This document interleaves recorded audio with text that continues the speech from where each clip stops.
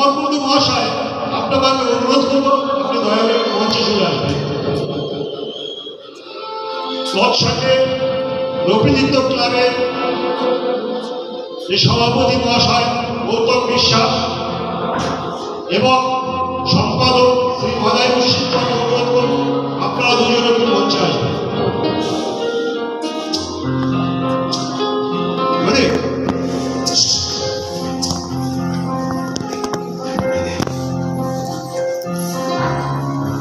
শুধু কলকাতা থেকে এত দূরে এসে আমাদের এই যে রবীন্দ্র ক্লাব, এই রবীন্দ্র ক্লাবে আজ আপনারা আমাদের সঙ্গে যেভাবে অনুষ্ঠান করছেন বা বাংলা ভাষাকে আপনারা উৎসাহিত করছেন, এর জন্য আপনাদের অশেষ ধন্যবাদ।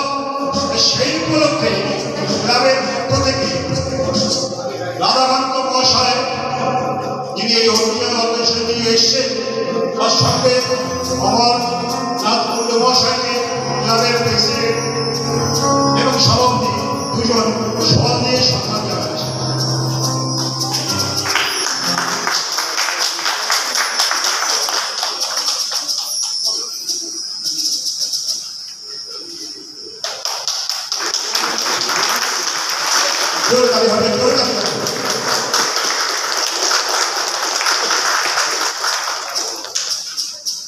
ধন্যবাদ সকলকে। আমার তো কেনার পয়সা নেই, আমি এই শাড়িটি গৌতমবাবুকে দিয়ে গেলাম।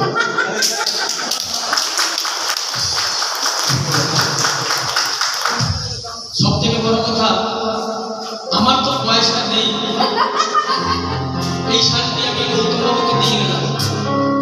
যদি আমি বলতে চাই যে এই শাড়িটি কেনার মতো ক্ষমতা আমার হয়নি, আর আগামী দিন হবে কি হবে না তাও জানি না। কারণ এই শাড়িটি খালি একটা টুকরো কাপড়ের টুকরো না, এইটা একটা জাতি এবং সাংস্কৃতিক অনুষ্ঠানের আশীর্বাদ। ধন্যবাদ।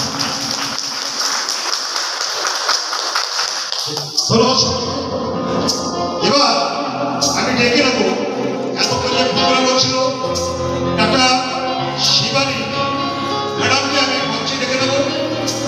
কারণ কি আমরা প্রতিটি গান শুনলাম, খুবই আনন্দিত আমরা, যার জন্য ওনাকে আমরা মঞ্চে প্রতিবার আবার ডেকে নেব।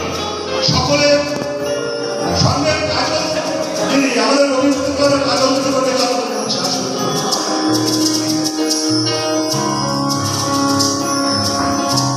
কাজল যিনি ডাক্তার শিবানী ম্যাডামকে সব দিয়ে সম্মান জানাচ্ছে। আপনারা চোর দাঁড়িয়ে দেবেন এই খুশিতে।